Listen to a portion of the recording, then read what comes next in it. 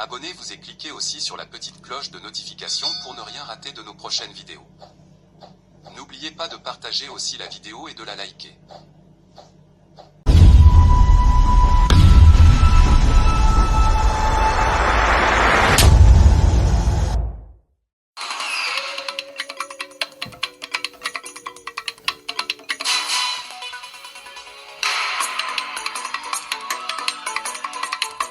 Présenté par Belinda Bossouma, voici le sommaire.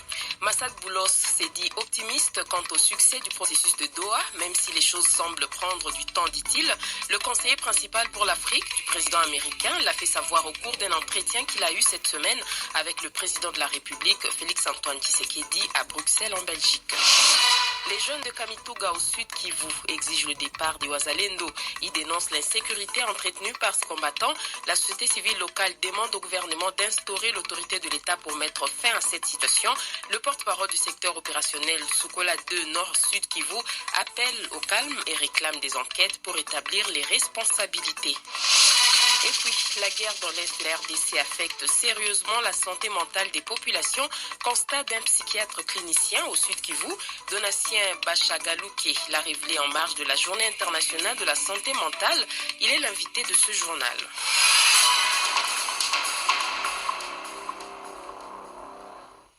Madame, Messieurs, bonjour. Le président de la République, Félix-Antoine Tshisekedi, s'est entretenu jeudi avec Massad Boulos, conseiller principal pour l'Afrique du président américain Donald Trump.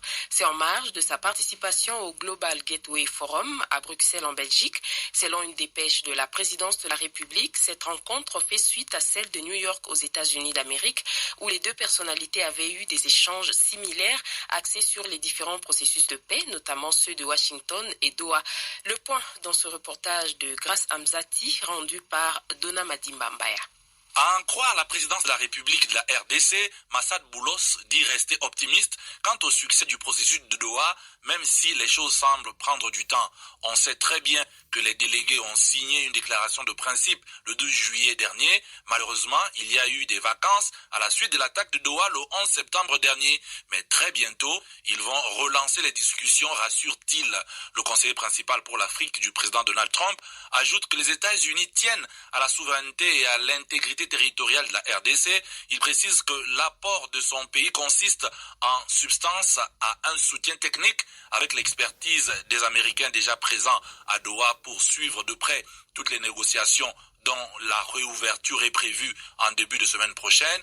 Notre source affirme que Massad Boulos s'est également prononcé sur le message du président Félix Tshisekedi qui a lancé un appel solennel à son homologue rwandais Paul Kagame, l'invité l'escalade du conflit dans l'est de la RDC. À ce propos, souligne la présidence de la RDC, Massad Boulos a déclaré, je cite, « C'est un geste noble que tout le monde apprécie, c'est quelque chose de très positif qui donne un support qui permettra d'atteindre nos objectifs qui sont la paix et la stabilité dans la région. » Fin de citation.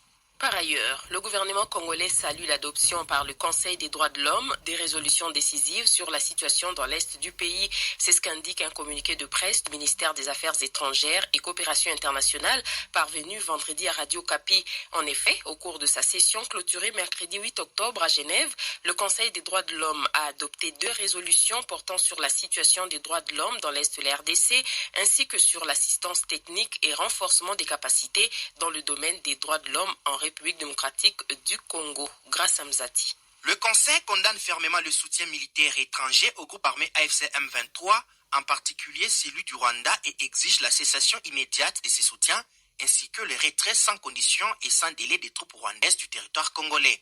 Il exige également un accès humanitaire sûr, rapide et sans entrave aux provinces du Nord Kivu et du Sud Kivu, notamment par la réouverture des aéroports de Goma et de Bukavu. Le Conseil décide en outre de l'opérationnalisation urgente de la commission d'enquête indépendante créée par sa résolution du 7 février 2025 en remplacement de la mission d'établissement des faits du haut-commissaire dont le mandat a pris fin. Selon le ministère des Affaires étrangères et coopération internationale, ces résolutions soulignent les efforts importants du gouvernement congolais pour la promotion et la protection des droits humains sur l'ensemble du territoire national.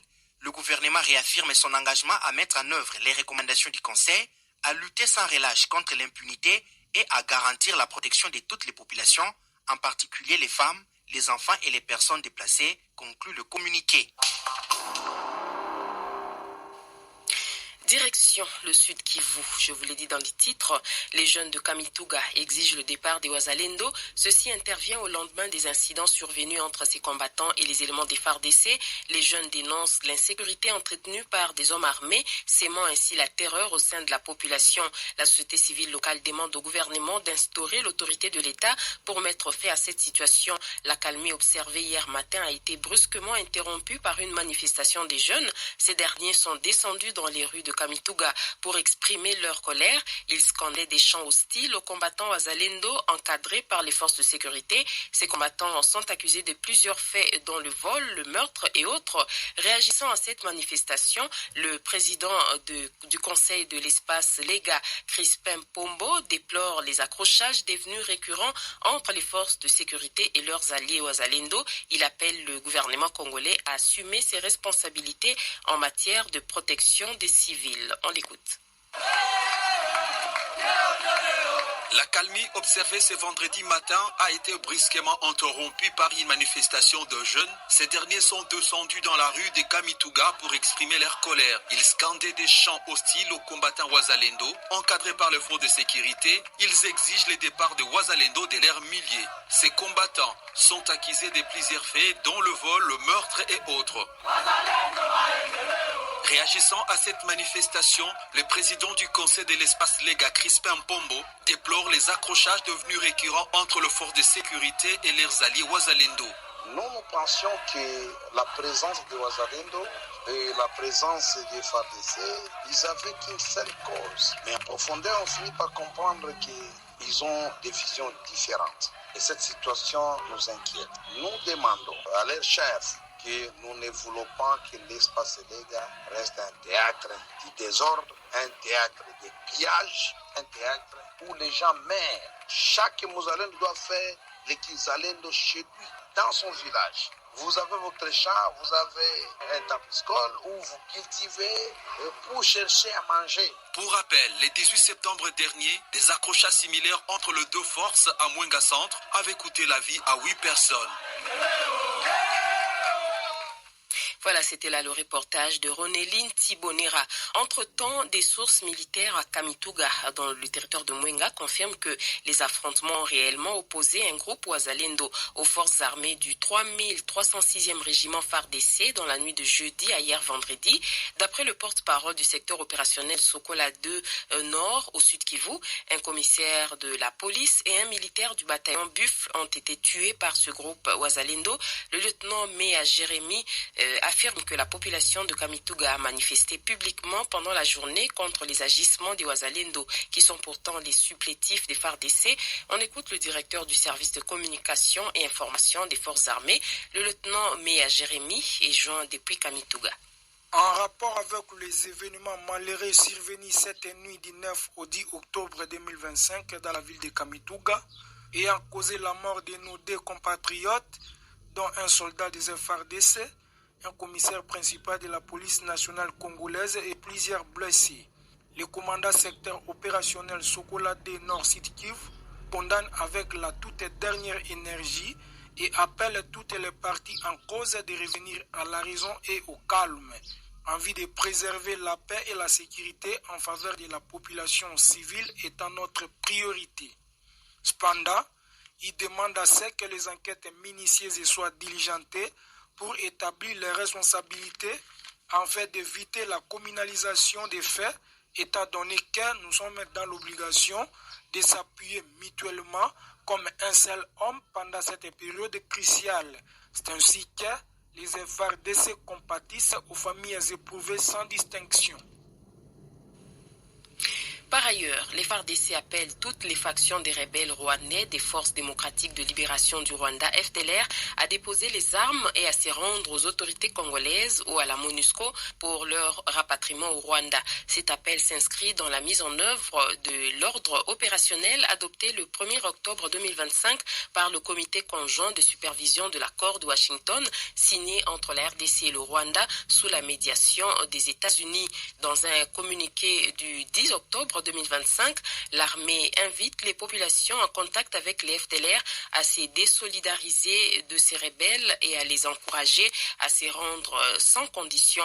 Elle prévient qu'en cas de refus d'obtempérer, les FARDC procéderont au désarmement par contrainte ou par usage de la force. L'armée rappelle enfin qu'aucune collaboration entre militaires congolais et FDLR ne sera tolérée sous peine de sanctions et exhorte les rebelles à faciliter le processus de paix en s'y rendant sans violence ni effusion de sang. Parlons justice à présent. Roger Lumbala, ancien ministre, député et sénateur de la RDC, comparaîtra devant la cour d'assises de Paris le 12 novembre prochain. Il est poursuivi par la justice française pour des faits présumés de complicité de crimes contre l'humanité. Les actes allégués remontent aux années 2002-2003 dans la province de l'Ituri à travers l'opération dite « Effacer le tableau ».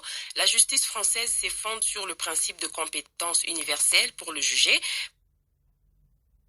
Principe battu en brèche par l'avocat de Roger Lumbala. Ce dernier dénonce ce qu'il qualifie d'abus et le silence des autorités françaises à plusieurs demandes d'extradition formulées par la justice congolaise pour juger son ressortissant. Philippe Zeller est joint par Jeff Ngoy. Ce silence interpelle autant qu'il inquiète. Sur le plan juridique, on risque d'aboutir à un abus manifeste de l'exercice de la compétence universelle et à une remise en cause du principe de subsidiarité, dans la mesure où, à nouveau, la République démocratique du Congo a formé une demande d'extradition visant M. Lumbala. Sur le plan politique, le silence des autorités françaises conduit à remettre en cause la souveraineté judiciaire pourtant affirmée de la République démocratique du Congo. Sur le plan des droits de la défense, comment ne pas s'interroger sur l'équité des armes dans la mesure où M. Lumbala est renvoyé à l'issue d'une instruction, disons-le, hors sol, à 8 km du théâtre des événements, sans qu'aucun enquêteur n'ait été dépêché en République démocratique du Congo.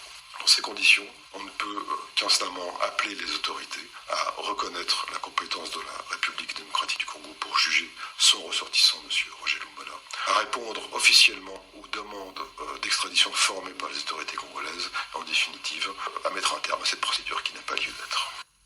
Autre nouvelle, le vice-premier ministre, ministre de la Défense nationale, poursuit son périple à Mwanda dans le Congo central après la base militaire de Kitona. Guy Kabombo Mwadianvita a visité jeudi la base navale de Banana. Sur place, il a souligné l'importance de délocaliser cette base vers le camp Kindofula, un projet essentiel pour libérer de l'espace en vue de la construction du port en eau profonde de Banana. Blaise Ndongala Mayanda, reportage. Au cours de cette réunion, le commandant de la base militaire de Banana a présenté plusieurs besoins au vice-premier ministre de la Défense nationale, notamment les déplacements des élèves officiers, la dotation d'ambulance et la construction d'un centre de santé. Guy Kabombo Mwadianvita a ensuite inspecté plusieurs camps militaires situés dans cette région. Et cette itinérance l'a conduit au bureau administratif de Mwanda où il a vérifié les allégations faisant suite au renvoi de certains élèves officiers du camp Baki à raison de leur appartenance linguistique. Après vérification, ces membres du gouvernement ont noté que ces renvois concernaient plutôt des individus qui se faisaient passer pour des recrues. Guy Kabombo Mwadianvita a également félicité les élèves sous-officiers et les a encouragés à rejoindre l'armée pour défendre la nation en cette période d'agression. Le vice-premier ministre de la Défense a également pris le temps de rassurer les militaires évacués des Goma en leur assurant l'accompagnement du gouvernement central en attendant leur redéploiement. Aujourd'hui, 11 octobre, le monde célèbre la Journée internationale de la fille, une occasion de promouvoir les droits, l'égalité et l'autonomisation des filles, placée cette année sous le thème international pour toutes les femmes et les filles, droit, égalité, autonomisation, et le thème local, ma santé, mon droit, protéger la fille, c'est construire demain. Cette journée met un accent particulier sur la santé des filles et leur droit à un avenir meilleur. Mais comment est née cette journée? Petite page d'histoire avec Enoch Katumbi. L'idée de consacrer une journée aux filles est née d'une initiative du mouvement des jeunes filles au Canada. Soutenue par plusieurs organisations internationales et adoptée par l'Assemblée générale de l'ONU, la journée vise à attirer l'attention sur les défis particuliers auxquels les filles sont confrontées à travers le monde, notamment l'accès à l'éducation, à la santé, à la protection et à l'égalité des chances. Depuis 2011 donc, chaque édition met en avant un thème spécifique, rappelant que l'autonomisation des filles est essentielle pour construire un avenir plus juste et équitable. Partout à travers le monde, des activités éducatives, culturelles et communautaires sont organisées. Témoignages, débats, plaidoyers, ateliers et activités artistiques. Ces espaces d'expression permettent aux filles de faire entendre leur voix, de partager leurs aspirations et de participer activement à la construction d'une société plus égalitaire. Au-delà de la célébration, cette journée est un rappel collectif d'investir dans les filles. Actualité internationale. Nous sommes en Côte d'Ivoire. La campagne présidentielle a débuté vendredi en vue du scrutin du 25 octobre prochain. Le président Alassane Ouattara, 83 ans, brigue un 4e mandat. Sa campagne sera officiellement lancée ce samedi 11 octobre à Daloa, une ville traditionnellement fidèle à Laurent Gbagbo. 5 candidats sont en lice pour cette élection, après avoir été retenus par le Conseil constitutionnel parmi 60 postulants. L'invité. La guerre dans l'Est de la RDC affecte sérieusement la santé mentale des populations. Constat fait par Donatien Bachagalouké, psychiatre clinicien de l'organisation TPO au Sud Kivu. Il a révélé en marge de la Journée internationale de la santé mentale célébrée le 10 octobre de chaque année. Il dit focaliser son analyse sur l'impact psychique des conflits armés et propose quelques pistes de solutions. Donatien Bachagalouké est avec Jean Kassami. Bonjour. Bonjour. À l'occasion de la Journée internationale de la santé mentale, quel est l'état des lieux qu'on peut établir aujourd'hui au Sud Kivu dans ces contextes de guerre? L'état des lieux de santé mentale de la population au Sud Kivu est extrêmement très préoccupant. C'est là parce qu'il y a augmentation de cas dus au conflit armés orchestrés souvent par plusieurs mouvements, des groupes armés, qui prédisposent les gens à développer des troubles mentaux comme des traumatismes, des dépressions, des troubles anxieux, des toxicomanies. Je peux rappeler qu'il y a eu un rapport qui a été envoyé par le ministre provincial de la Santé dans les derniers trimestres, où il y a eu plus de 49 000 cas qui ont été enregistrés, soulignant un besoin urgent d'investissement et d'intégration de la santé mentale dans les soins de santé primaires. Ce qui occasionne un souci actuellement parce que l'accès aux soins est difficile pour certaines catégories de gens. Il y a aussi la stigmatisation qui reste un obstacle majeur pour certaines personnes. Peut-on dire que la guerre a un impact visible sur le comportement psychique de la population de la province? À cela, on peut souligner qu'il y a des tendances ou alors des facteurs qui aggravent actuellement ces cas de troubles, comme des inondations, des épidémies, des situations de conflits. Il y a la pauvreté, le stress cumulatif, les gens sont dans des peurs intenses, dans des tristesses intenses, dans des déséquilibres psychiatriques, psychologiques. Ils sont prédisposés à des sentiments de tristesse, à des dépressions. Tout cela contribue fortement à l'augmentation des troubles mentaux. Même si des efforts sont faits par certaines organisations qui affectent des psychologues dans des soins de santé primaires, certaines catégories déjà se sentent discriminées. Seul un très faible pourcentage de personnes affectées est transféré vers les centres psychiatriques Sozamin, qui est le seul centre de santé spécialisé au Sud Kivu. Les gens se disent souvent qu'ils ne peuvent transférer au Sozam que lorsque une personne devient, par exemple, schizophrène, lorsqu'il devient, par exemple, psychotique. Or, c'est pas ça. Lorsqu'on sait seulement quelque chose qui ne va pas dans sa conscience, on sait qu'on est prédisposé à beaucoup de stress, à beaucoup de problèmes, ça crée toujours des soucis. Et puis, même s'il y a une catégorie qui est transférée là, au SOSAM, avec la pauvreté, ça ne permet pas à certaines personnes d'y aller parce qu'il faut qu'ils puissent payer de consultations, qu'ils puissent payer des soins de santé mentale. S'il y aura nécessité de psychothérapeutes, ils doivent payer et c'est un souci actuellement au Sud Kivu. Et sinon, que faire pour que ces gens affectés par les effets négatifs de la guerre puissent retrouver leur santé mentale comme c'était dans le passé? Le gouvernement congolais et ses partenaires doivent mettre en place les politiques et les investigations pour améliorer l'accès et la qualité de santé mentale dans la province du Sud Kivu. Il serait extrêmement important de fournir beaucoup plus d'aides humanitaires. On peut se dire que la population a beaucoup plus besoin de la nourriture. On peut se dire qu'il y a aussi le problème de l'eau, il y a le souci de l'abri, il y a des gens qui ont des problèmes de soins médicaux. Donc, les organisations spécialisées peuvent vraiment faire un effort pour qu'ils puissent venir en aide à ces gens à trouver de l'aide et à se sentir protégés.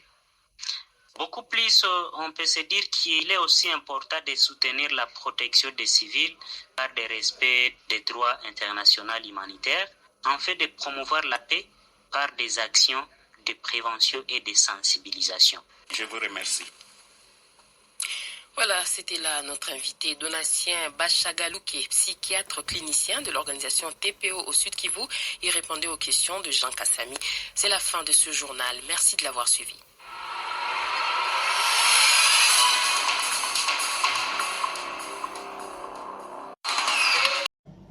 Abonnez-vous et cliquez aussi sur la petite cloche de notification pour ne rien rater de nos prochaines vidéos. N'oubliez pas de partager aussi la vidéo et de la liker.